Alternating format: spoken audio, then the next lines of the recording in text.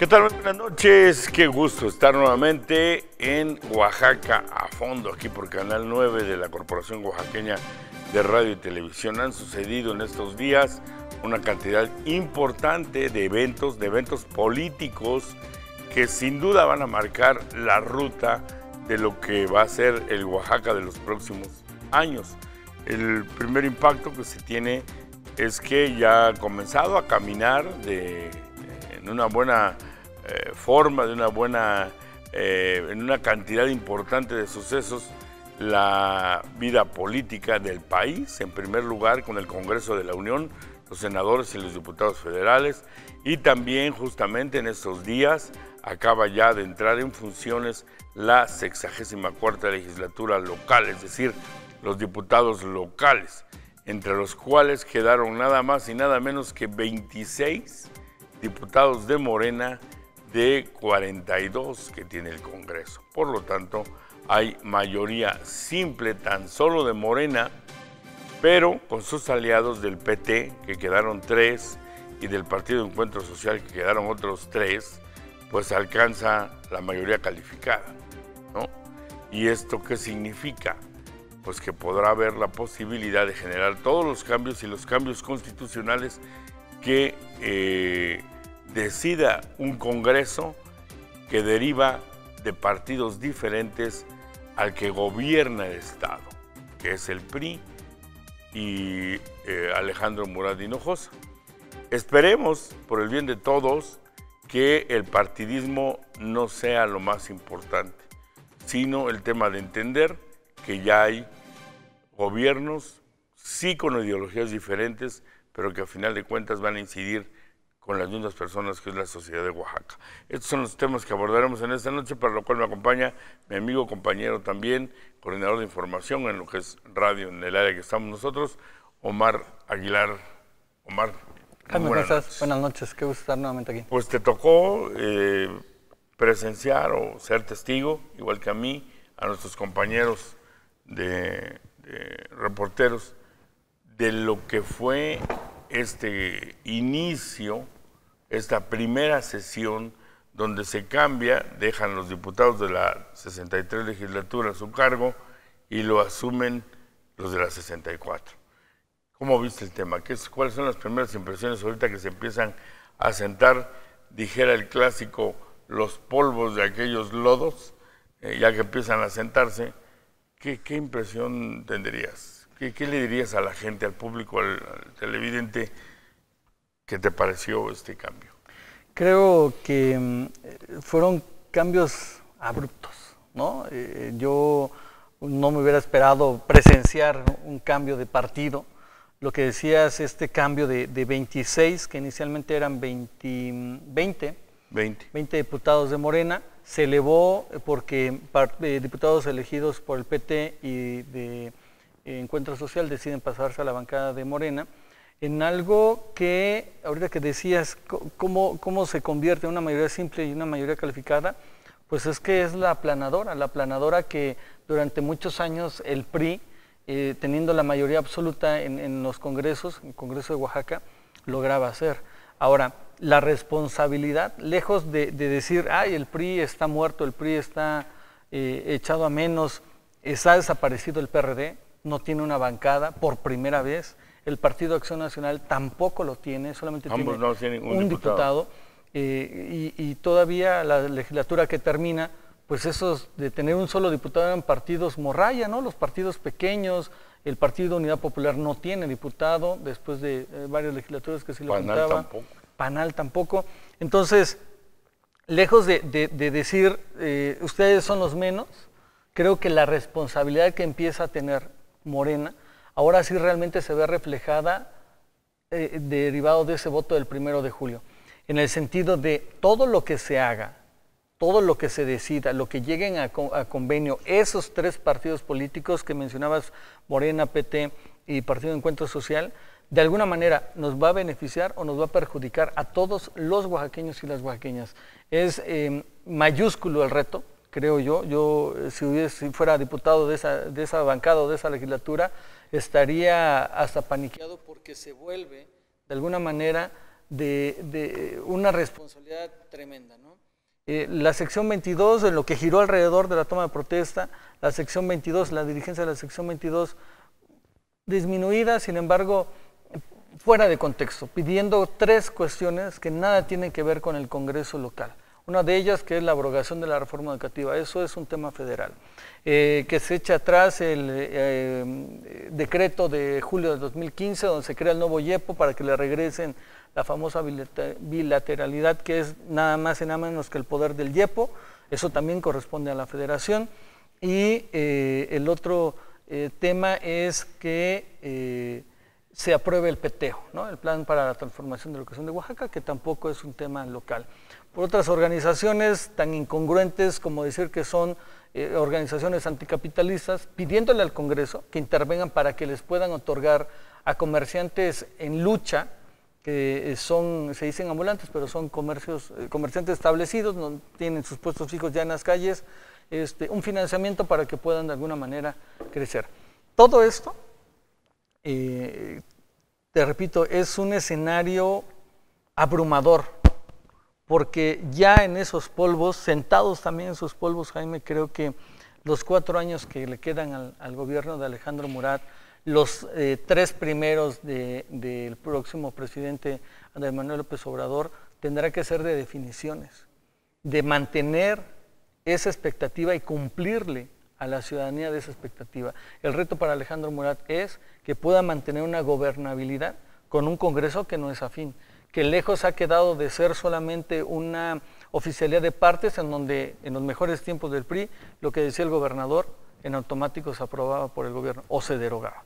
Y de Andrés Manuel López Obrador de poder mantener esa preferencia de la gente, ese respaldo de la gente a través de los resultados que puede otorgar él como Ejecutivo Federal, el Congreso Federal y por supuesto los congresos locales en los estados donde tiene mayoría. Fíjate que si vamos a rascarle un poco a lo que pasó, esta toma de protesta de los nuevos diputados, yo creo que yo escuché las declaraciones del dirigente Eloy López y decía, a ver, nosotros vamos a seguir con la manifestación, nosotros vamos a seguir marchando cada que tengamos una petición, porque ese es el modelo que nosotros tenemos de pedir las cosas, fíjate.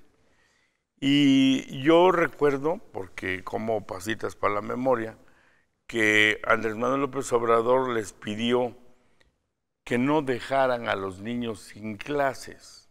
Es decir, pidió, vamos a manejar, adiós a la reforma, el secretario de Educación Pública, Esteban Moctezuma Barragán, el futuro, ya cantado claramente, que entrará en funciones el 1 de diciembre, dijo en varias ocasiones, no en una, no va a quedar nada de la reforma educativa, es decir, la vamos a derogar. Entonces, ¿cuál es la protesta?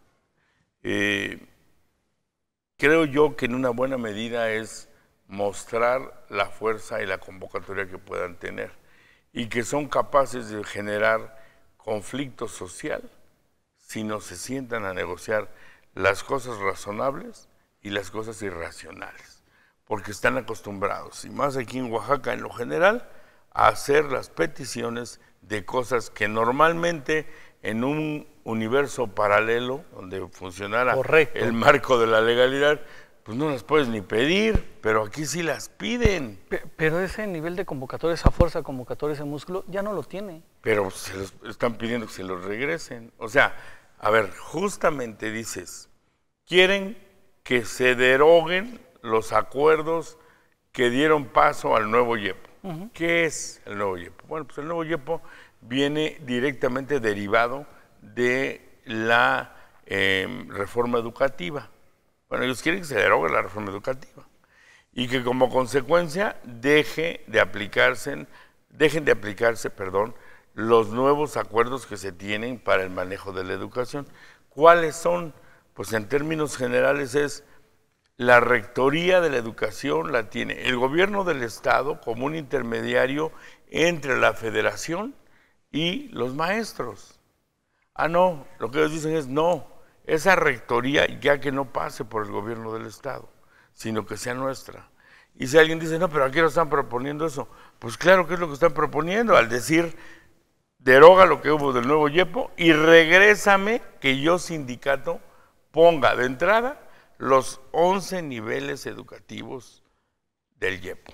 Que yo mueva las dirección personas, de secundarias, dirección de primarias, que ese director... proveedores, sí, claro. contrataciones. No, o sea, permutas. regresar a ese modelo, esa es la exigencia. Y por eso marcho y por eso paro clases.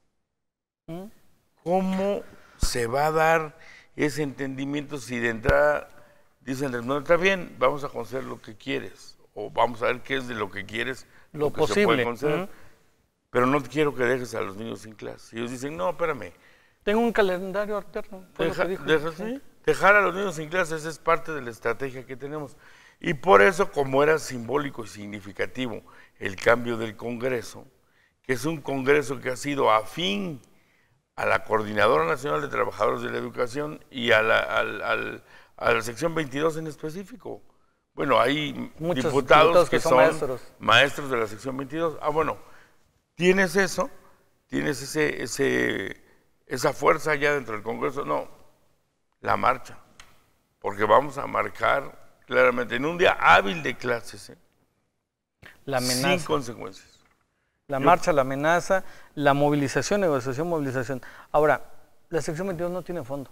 Durante décadas quedó demostrado que lo que le otorgues, e incluso la dirección del YEPO, que era prácticamente lo único que le hacía falta obtener a la sección 22, no iba a haber una mejora.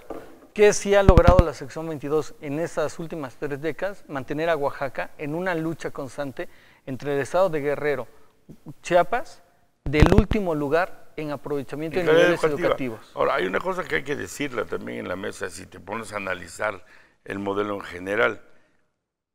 Hasta hoy, a pesar de los empujones y demás, el gobernador Alejandro Murat ha logrado mantener una relación que hace que las cosas caminen. Por ejemplo, se manifiestan se manifiestan el día de la toma de protesta de los nuevos diputados.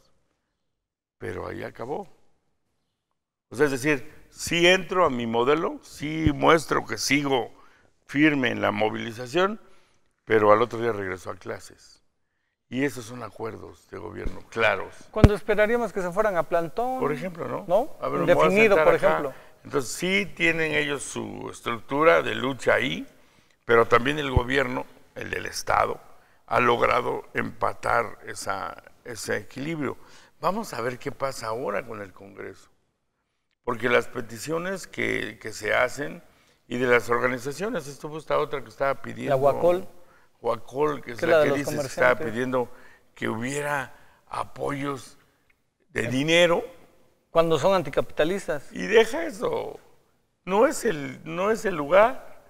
O sea, bueno, el Congreso les puede dar dinero. Que regresen, no recuerdo el nombre de qué activista, que está en Vancouver, Canadá, para que pueda vivir en Oaxaca. Yo creo que la persona que está viviendo en Vancouver no le gustaría regresar a Oaxaca por la calidad y nivel de vida. Ahí quién sabe, ¿no? Pero sí. Al menos que extrañe mucho las ayudas. Son banderas, ¿no? No es realmente de fondo un problema. Atrás hay algo, o hay alguien que le interesa que el caos continúe, ¿no? Porque eso también hay que decirlo. Hay lidercillos que manejan a esos grupos para poder crear un caos otras cosas, y negociar lo que realmente les interesa. Por abajo de la mesa. Bueno, posiciones, dinero, espacios, lo que se les pueda ocurrir. El tema, creo yo que en términos generales fue una transición complicada. La misma fracción de Morena se aventó un buen rato en ponerse de acuerdo si habría coordinador, más bien quién iba a ser el coordinador o no.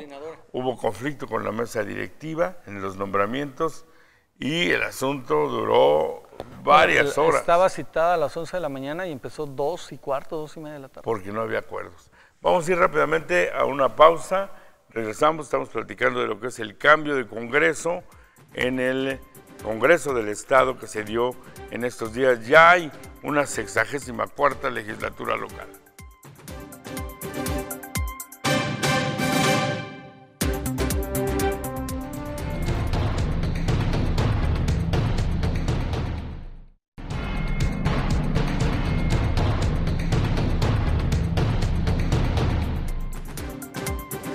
Bien, continuamos aquí en este programa de Oaxaca a Fondo. Hemos estado hablando estos minutos, Omar Aguilar, servidor, de lo que es el tema del cambio de diputados que se acaba de dar.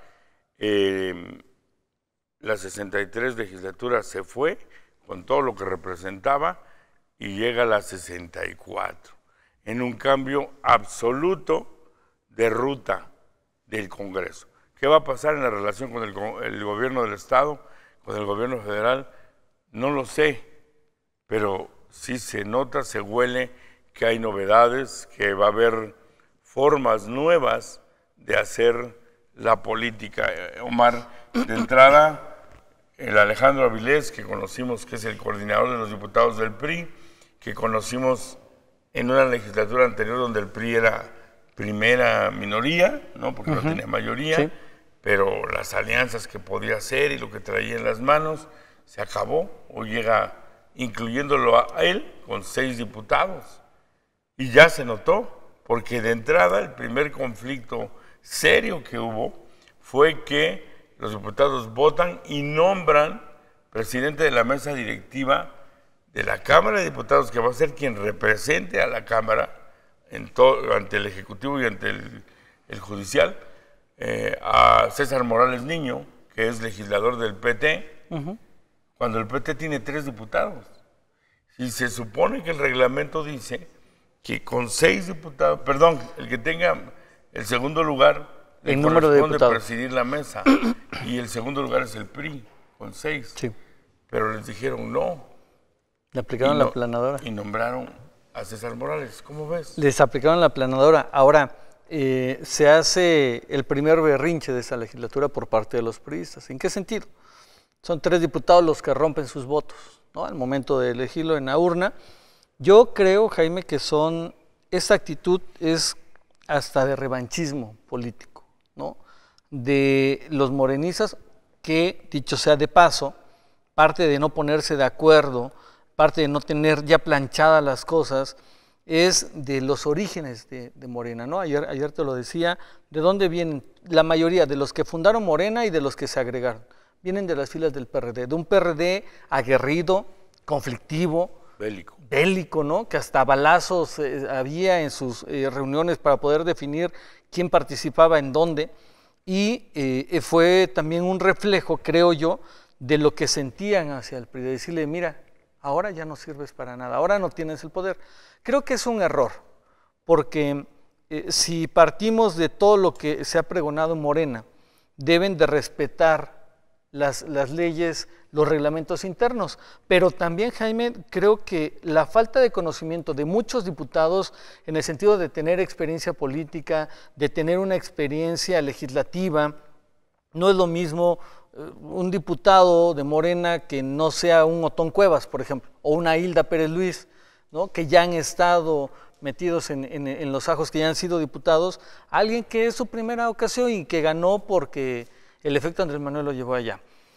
Eso creo que debe de trabajarse en demasía para poder solventar el trabajo, porque, pues dicho sea de paso, pueden ser ellos la contra del gobierno estatal, pero si hacen eso, Oaxaca se vuelve un caos y Andrés Manuel queda mal con Oaxaca, que le otorgó más de 1 millón de votos. Entonces sí deben de tener la claridad para decir, vamos a trabajar en conjunto con los priistas, sean los legisladores, sea el gobernador o cualquier otra entidad, gobierno municipal, para poder coadyuvar y que al final del día, al final de las cuentas, quede bien también Andrés Manuel y podamos continuar en una etapa de enamoramiento o de poder en los diferentes cargos. Pero fíjate que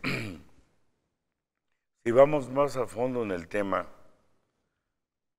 tú mismo lo dijiste ahorita, el PRI no el actual, yo diría de 3 años o 6 años para atrás, todavía era la fuerza. La 61 y 62 creo fue donde tuvo más. Sí. Los y últimos... para atrás ni se diga. Actuó igual. O sea, no buscaron los equilibrios. Ellos dicen que sí. La verdad es que no. Era es más, se le llegó a decir a la Cámara de Diputados que era una oficialía de partes del Ejecutivo, ¿sí? Donde nada más llegaba la iniciativa y todos decían sí. ¿Por qué? Porque la mandó el gobernador. desde la anterior legislatura, la que se va, y la que llega, no creo que vaya a ser así, ¿no? La diferencia está en que antes el PRI era porque tenía al presidente de la República, tenía el Congreso de la Unión, tenía la Cámara de Diputados y tenía la gobernatura. Entonces ellos mismos se gobernaban. Oaxaca y otros estados les falta todavía esa fuerza. Es decir, el gobernador Alejandro Murat no deriva de esos grupos políticos, ¿verdad? Y los que son diputados sí son del grupo político que domina el Congreso y que domina el legislativo, o lo va a dominar. ¿Y que va a dominar el gobierno federal? Por eso, el Ejecutivo Federal. Entonces, sí puede darse esa falta de entendimiento, sí podría darse entre que el gobernador diga, yo quiero hacer estas obras, por decir, y que el Congreso diga, no, necesito espérate. Presupuesto, que diga el Congreso, no. O sea, sí se puede vivir eso, sin duda. Que va a tener que haber ahí una negociación política permanente, política. Y pues ahí están los interlocutores. De entrada, Morena tardó en definir y determinar a su coordinadora en este caso, ya tiene a Laura Estrada, Mauro, diputada por Tuxtepec, que no solamente es la coordinadora de la fracción, sino va a ser la presidenta, ya es la presidenta de la Junta de Coordinación Política. Del órgano máximo de gobierno. Y la mesa directiva no es un contrapeso, porque César Morales pertenece al mismo proyecto, aunque no es de Morena, pues es el proyecto Andrés Manuel. Juntos haremos historia. Haremos historia, entonces es inédito esto que estamos viendo. Sí, sin duda, y el papel fundamental del presidente de la mesa directiva, aparte de ser el representante legal, ¿no? En esa figura lo pudiéramos enmarcar ante los otros poderes, es también esa interlocución. Y ahí creo que al grupo que pertenece César Morales Niño, que es del Partido de Trabajo, y obviamente es Benjamín Robles Montoya, tendrá que ser muy inteligente porque puede hacer crecer ese grupo político. ¿Por qué? Por las relaciones que pueda darse, por los acuerdos que pueda tener con otros actores. Por las alianzas. Por las alianzas. Con el propio gobierno del Estado. En lugar de ser un dique, ser un canal para que las cosas fluyan. Sin duda hay proyectos, hay cosas que Alejandro Murat ha estado haciendo ahora, que hemos estado haciendo todo este trabajo de seguimiento a la obra de gobierno, ¿no? Tenemos un trabajo fuerte. Pues hay muchas cosas que se están haciendo. Entonces, evidentemente, hay una intención de progreso que es muy importante que la Cámara no se convierta en un freno. Pues sí, porque te digo, pero es que mira, yo veo ahí un mal por varias aristas, ¿no? Un golpe. Si la Cámara se opone al gobernador, en un momento dado también le va a estallar a la Federación, le va a estallar a Andrés Manuel. Y se puede revertir. ¿Por qué? Por la alta expectativa que hay, por ese rencor o ese odio hacia los políticos tradicionales, hacia los partidos políticos. Por eso el PAN no tiene una bancada hoy, no tiene ni siquiera 2 diputados, por eso el PRD no lo tiene. El PRI, por los números, es que logra tener 6, porque realmente debería de tener 1, el que ganó por votos, que es el de Teotitlán. No, ahorita me acuerdo de dónde es, este diputado que le dicen el gato. De otra forma también hubiera quedado en el olvido, o sea, inservible, pero es el reflejo del pensamiento y el sentir sobre todo de la ciudadanía, de la gente humilde, de la gente que llega al político en su camioneta del año, con sus zapatos recién comprados, con una escolta, con una secretaria, con un fotógrafo, un camarógrafo, a pedir un voto y después desaparece y las personas siguen con calles de tierra, casas mal hechas. ¿Ves algún contrapeso en la Cámara de Diputados? O sea, ¿quién sería el contrapeso? Híjole, no lo veo, tendría que trabajar. El PRI es el único que pudiera hacer ruido por la experiencia y hasta las mañas, me atrevo a decir, que pueda tener Alejandro Avilés, el propio Gato, que es del grupo de Alejandro Avilés. En la 62 legislatura formaron parte ambos, Yaritanos tiene una experiencia que viene de la legislatura federal y que le pueda dar tablas en un momento dado para poder hacer, decir, o no hacer o no decir. De otra forma, y también está esta Arcelia, ¿no? Lilia Mendoza. Lilia Mendoza, que también ya fue diputada. Son esos 4 personajes los que veo de experiencia y que, basados en las leyes, pueden argumentar distintas situaciones. De no ser así, hubieran dicho, pues está bien, Jesús Romero, cuando dice, oye, no, te recuerdo, César Morales, perdón, te recuerdo que hay un reglamento y dice que la segunda fuerza... Lo fuerza, dijeron, pero les valió gorro. ¿no? Pero empiezan a hacer ruido, y entonces ya le rompe esa tranquilidad a los morenistas, que ahí lo que veo en contra es la falta de experiencia de muchos. Yo fíjate que en este tema sí se vuelve muy relevante detectar que yo no veo contrapesos, por una razón, porque no solamente aplicaron ahorita la planadora, esa es la estrategia. Y la respuesta cuando dices, oye, pero es que el de la mesa directiva debería ser del PRI. ¿Y? El Congreso Autónomo puede votar por quien quiera. Oye, pero es que el reglamento... Y además fue una votación libre, fue un voto directo. En urna. Nombre y a la urna. En urna. Y decir ellos, no, pues el Congreso es autónomo, y lo es. Y es que la ley dice otra cosa, el reglamento, vamos a cambiarlo, a ver, tráelo. ¿Se aprueba que se cambie? Sí, sale, vámonos. Así. Esa es la realidad.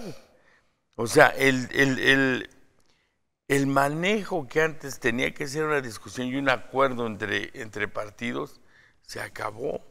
Me llamó la atención ahorita que dijiste, la gente con experiencia. Por ahí vi que alguien decía, no, que Avilés demostró un gran oficio político. Yo no lo sé. O sea, no me convence esa idea de decir, son los que saben y los que no saben. A los que saben es a los que la gente dijo, gracias por participar, hermano, sabes mucho, pero sabes robar, ¿no? Entonces, adiós. A ver, tú pásale, tú el nuevo. Pues es que no sabe de leyes, no importa. O sea, agarra el toro por los cuernos y comienza a tomar decisiones. ¿Que va a haber una curva de aprendizaje, un tiempo? Sí. Pero nada te garantiza que los que saben lo hubieran hecho mejor. Ojo, que ya lo he dicho aquí y lo vuelvo a repetir, Omar, la gran oportunidad, y a usted, amigo televidente, creo que la gran oportunidad y el gran momento que generó Andrés Manuel López Obrador es poner en ceros al país en materia de partidismo. Un partidismo que ya se había convertido en una verdadera molestia social. Ganan muchas prerrogativas, una gran cantidad de dinero, hacen lo que tú dijiste, cuando te vengo a pedir el voto, hasta cuando vengo soy insensible, cuando ya gané ya ni te contesto el teléfono. La gente se cansó. Yo no sé si estos nuevos van a ser igual o no, pero es la gran oportunidad de cambiar las cosas. Y efectivamente, el gobernador fue electo de manera libre, contundente, ganó, fue un encuentro cerrado para que ganara la elección, y él es el que la gente de Oaxaca decidió que fuera el gobernador, como decidió que la Cámara de Diputados fueran los que están. Pero yo no creo que nadie haya dicho, ahora tú vas a ser la Cámara de Diputados para que te pelees y lo deshagas, y las carreteras, no importa, tú atácalo. En un tema político personal. No lo creo. Yo creo que en una buena medida hubo dos. Ayer me vuelve a ratificar un buen amigo algo que le comentó otro amigo que estuvo en los altos vuelos de la política, y que también alguien que fue presidente de la República hizo el comentario y dijo, el problema que veo es que la estructura política que acabamos de crear se basa en el odio. O sea, la gente, ese bloque, ese revanchismo, ¿no? Dijo, es que te odio, a ti del PAN, a ti del PRI, a ti del PRD, te odio. Y por eso era tan gracioso todo el proceso de elección del actual presidente, porque estaba basado en se basó en la polarización, los fifís y los chairos, y agarrones del chongo, no en un debate político. No. Bueno, te voy a decir, no sé si ha sido cierto o no, pero no sé si viste en el Twitter o en el Face de una chava que era reportera, no sé de dónde, que era güerita, y llega, está formada en el Oxxo, ¿no? Pues alguien se veía, digamos, fifí, y estaba formada para pagar, y llega una señora, ¿no? Evidentemente de una clase económica una clase económica menor, ¿no? De chanclas, incluso dicen, llegó ahí de chanclas, y se mete enfrente de ella para pagar. Y le dice, oiga, señora Pérez, pues yo estoy formada. Y se voltea y le da un cachetadón y le dice, ya, desgraciada, a ustedes ya se les acabó. Ya ganó Andrés Manuel, ya ganó Morena. O sea, entonces, ¿de qué se trataba el asunto? Bueno, eso es un signo de alarma, Jaime, porque si se va a enfrentar la clase, los 30 millones de personas que votaron por Andrés Manuel, que en esos 30 millones habemos gente que no tiene muchos recursos, contra los que forman parte de un partido político o que pertenecen a una clase gobernante priista en su mayoría, pues estamos hablando de que va a ser una guerra. O sea, que Dios no lo quiera. Y mira, si empezamos así de decir, tú porque eres güero y yo soy moreno, pues tú eres fifí y yo no, tú traes un saco y yo traigo una camisa, entonces tú eres de esa clase burgués y hay que acabar con ella. Voy a agarrar una piedra y te la voy a aventar. Y el otro, como ya vio que te agredí, va a sacar una pistola y me va a matar y va a ser un cuento de nunca acabar. Pero para irnos a una pausa, antes te comento. 30 millones es una barbaridad. Nunca había habido ese nivel de votación. Hay quienes dicen, nosotros somos 100 millones, entonces hay 70 que no votaron por él. Bueno, hay niños, hay ancianos, hay gente que puede estar a favor, pero no fue a votar, o en contra. Pero el bloque completo sí refleja... Pero fue más del 50% del electorado, el que participó, padrón, que no es la población, exacto, sino el padrón. Pero esa franja, si de verdad está imbuida en un tema de odio, yo no quiero pensar que vaya a suceder si de pronto, por las circunstancias, no por la voluntad, yo creo que si algo ha demostrado el presidente es la voluntad de aplicar como sea, con encuestas, sin encuestas, como sea, ir cubriendo los compromisos que hizo de campaña. Algunos ya empezaron a chapalear, ahorita hablaremos de eso. Pero lo que quiero decir para cerrar el comentario es, si hay ese odio del que hablamos, y hay una gran cantidad y un bloque que no había sido tomado en cuenta y que ahora volvió y dijo, aquí estoy, y no le cumplen, ya no hay salida. Ya no hay salida. ¿Hacia dónde te vas? Si ya desprecié al PRD, al PAN, al PRI, los partidos, ya no me convencen, ¿a dónde voy? Por eso Felipe Calderón quiere hacer su movimiento ciudadano, felipista. Bueno, ahorita platicamos de eso. Vamos a otra pausa y regresamos.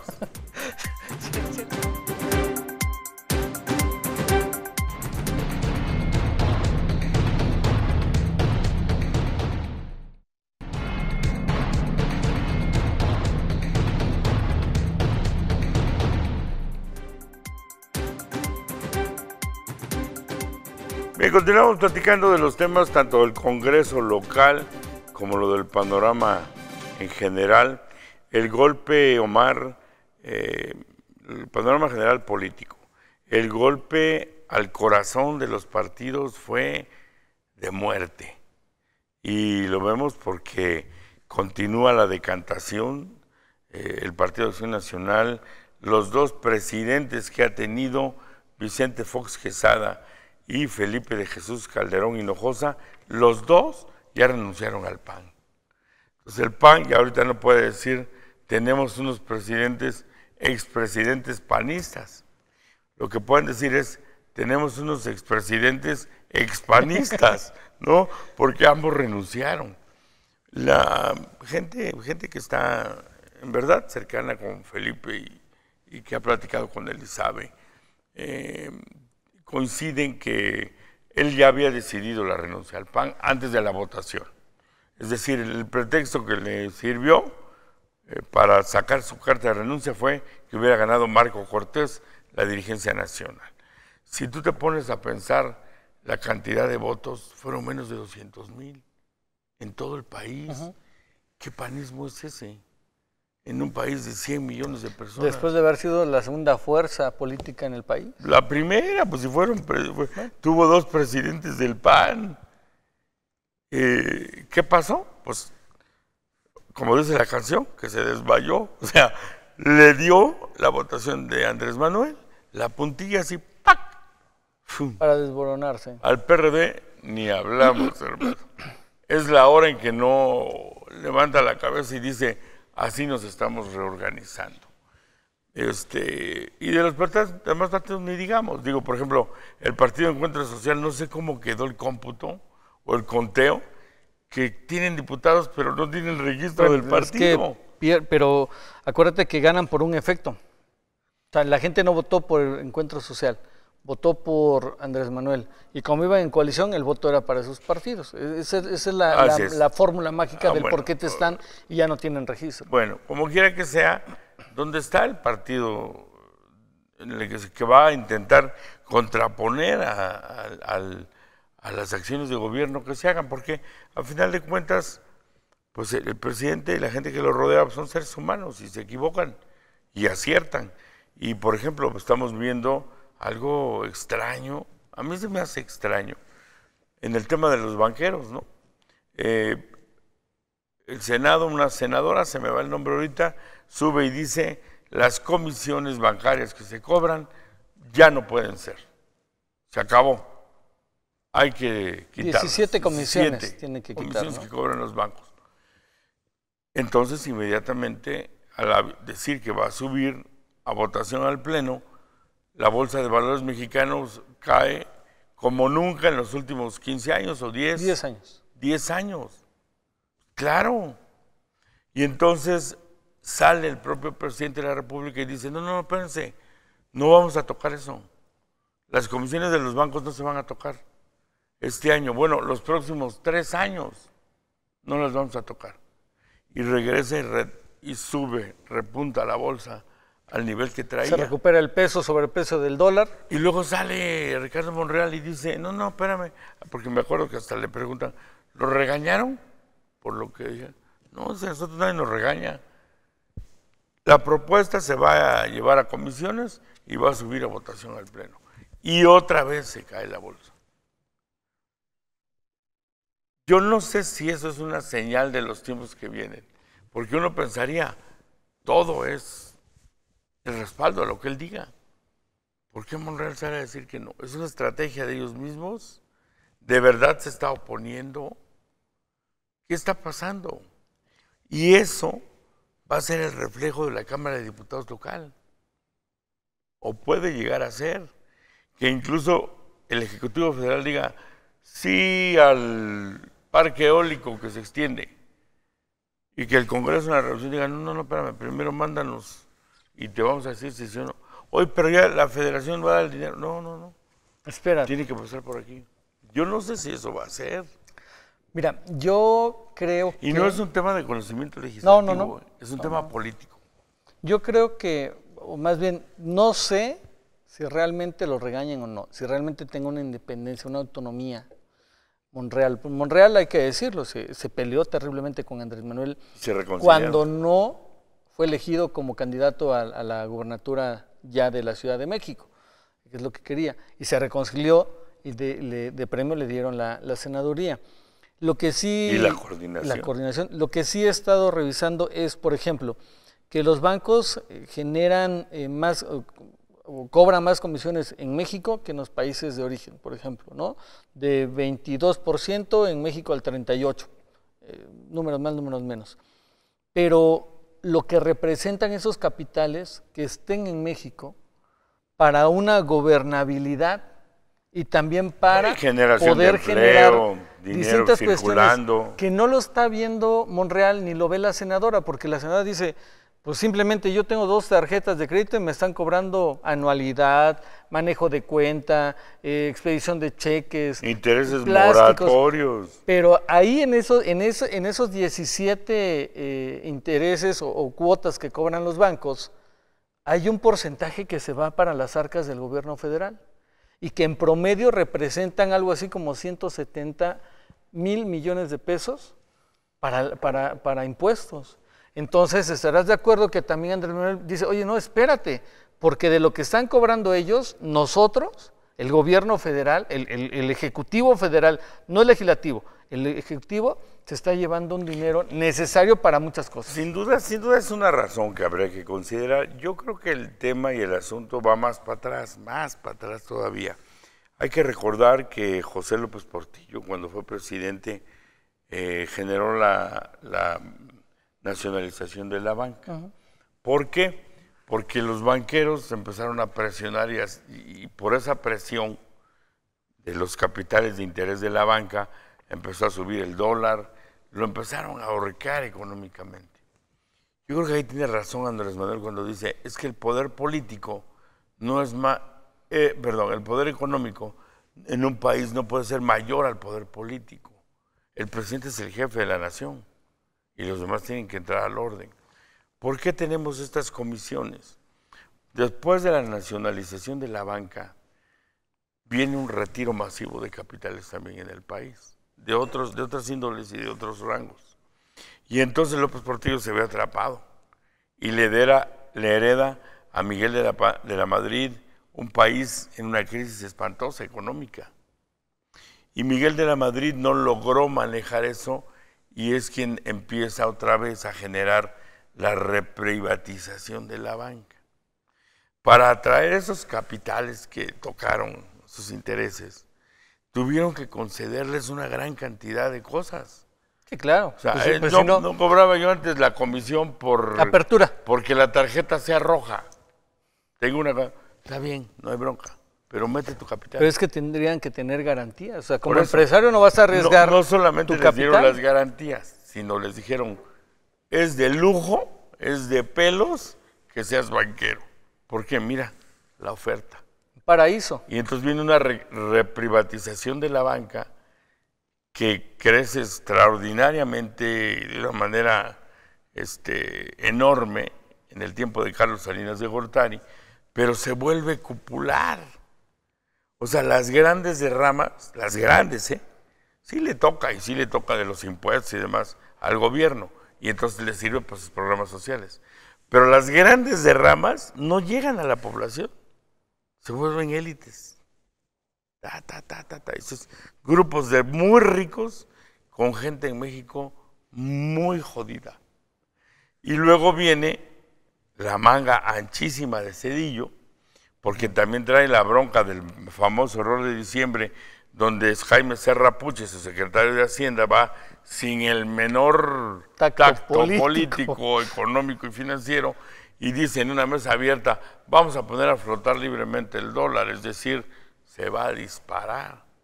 ¿Y qué dicen los que oyeron? Mamacita, pum, saco todo a dólares y fuera de México. Y entonces provocan una caída económica espantosa, el famoso error de diciembre. Y luego, ¿qué pasa? Que tiene que ir reconstruyendo y bordando la confianza, lo destituye a Serra Puche, y tiene que ir reconstruyendo la confianza a Zedillo, y entonces los banqueros empiezan a abusar. No solamente tenían las comisiones. El Fobaproa. ¿Qué hacen? Crean empresas, fantasmas, piden préstamos, se los llevan a esas empresas y quiebran sus bancos, todos. Pero no por falta de dinero, el dinero ya lo habían sacado. Por estrategia. Y maestro, ya no tenemos para pagar al que vino a depositar sus 3,000, no se los puedo regresar mañana. ¿Por qué? Pues estoy quebrado. No me pagaron los que pidieron. ¿Quién es? Pues la empresa Luces Patitos. ¿Y esa de quién será? Pues, sabe. Y resulta que estaba enchufado el banquero con la empresa, ¿no? ¿Qué hace Zedillo? Rescata a la banca. O sea, toma dinero del erario público y paga los créditos de los que no pagaron. Y los refinancia. Entonces, se crea el famoso fondo para la, no sé qué, el Fobaproa, ¿no? Que muchos le decían el robapobre. Le quita dinero al gasto social y a los programas para pagar los créditos, porque si no también hubiera generado una crisis. Tú imagínate que tengas 10,000 pesos en el banco y llegues y te digan, no te los puedo dar. Y gente que es muy humilde, pero tiene 2, 3 millones de pesos. Te pagaré, güey, está, pero dinero no te doy, como pasó en Argentina, con el famoso corralito. Bueno, entonces el asunto es que se genera el Fobaproa. Entonces, los banqueros de lujo, ¿no? O sea, no, pues qué bueno, ¿no? Se salvaron los bancos y además me los dejas, me pagan los créditos, yo estoy involucrado en los adeudos y además me quedo con el banco. Ah, pues excelente, ya saneado. Sí. Y entonces después de Ernesto Zedillo llega Vicente Fox, no cambia nada, ni Felipe Calderón, porque la tendencia financiera es a la derecha política, ¿no? El fortalecimiento de las empresas. El capitalismo. Y entonces dices, ahorita esas comisiones sí son gravosas a cualquiera que le... A ver, si te preguntan a ti que las quiten sí o no, te vas a poner a reflexionar. Te voy a comentar una experiencia propia. A mis 20, 21 años, me otorgó Banamex una tarjeta con 3,000 pesos. Quedaron como 16 centavos cuando la cancelé. Fue un error también del cajero y una experiencia mía. Llegué a tener una deuda por arriba de 50,000 pesos. Quedé curado de espanto. Y hasta hoy no tengo una tarjeta y no quiero volver a tener nunca en mi vida.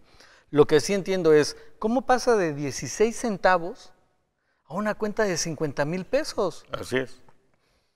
¿En qué momento? No, y cuando entra en vigor, antes no existía el buró de crédito, pues te pones a temblar. Caso contrario, si yo deposito 16 centavos a una cuenta, a una inversión, para que me dé 50,000 pesos, me voy a morir yo, se van a morir mis hijos y mis nietos. Sí. Y no van a llegar a esa cantidad. Entonces, la diferencia de tasas que manejan de interés está terrible. Eso te lleva a decir, ¿tenía razón la senadora?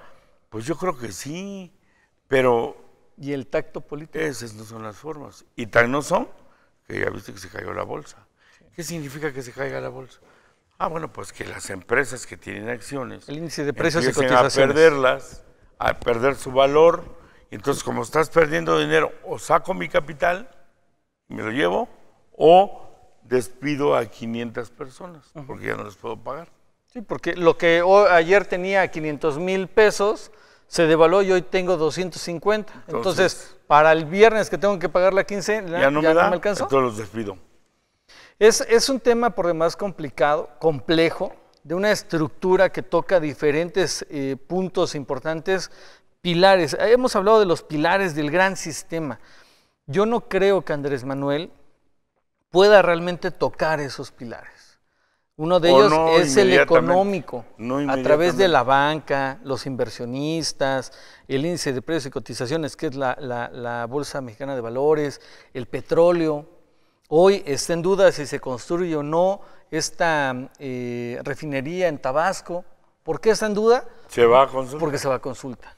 Pero además hay cosas ahí que hay que, con esto finalizamos con esta idea, es que tú dices, no, yo creo que no va a poder tocar estos pilares, estos poderes, ¿no? El poder económico sobre todo. A lo mejor sí, pero va a tener que buscar, si esa es la intención como gobernante, y que realmente pueda beneficiar a la gran mayoría, no a las cúpulas, a lo mejor sí lo puede hacer, pero no es ya. O sea, va a tener que ir creando estructuras de confianza. Con estos zarandeos, ¿no? De para abajo, pum, no, o sea, no. Adiós aeropuertos, quita esto, pon esto. Yo creo que ha de estar ahorita meditando muy fuertemente el tema del aeropuerto. Pero lo que sí es claro que dijo, ya no, es... No se van a tocar las comisiones de los bancos. Sí. ¿Qué quiere decir? Que no tocó el poder económico. Dijo, no, espérame, hasta ahí. Y hablaban algunos analistas algo importante. Y decían, se me hace una sobrereacción de los bancos. O sea, en otro momento y en otras condiciones hay esto y quizá hubiera bajado un poco en lo que se acomodan las cosas. ¿Por qué sobrereaccionaron? Porque estaba muy fresco lo del aeropuerto. Y dijeron, sí se toman decisiones así. Incluso hay quienes han dicho, entonces oiga, es ¿va usted a llevar a consulta que bajen las comisiones bancarias? No, eso no se va a tocar. Sí, pero también la sobrereacción es por decir, nosotros también tenemos y es poder. que acaba de pasar Ya la del tenemos el aeropuerto. poder, ¿no? Ya vi que sí tomas decisiones así. Entonces, a lo mejor igual va para atrás el capital. Gracias, Omar. Muy buenas noches. Y gracias sobre todo a usted que nos sintoniza aquí en Oaxaca a fondo. Y le invitamos a estar pendiente. Tenemos muchos temas, traemos muchos invitados en la agenda. Así que, sin duda, le va a ser de gran interés. Gracias y buenas noches.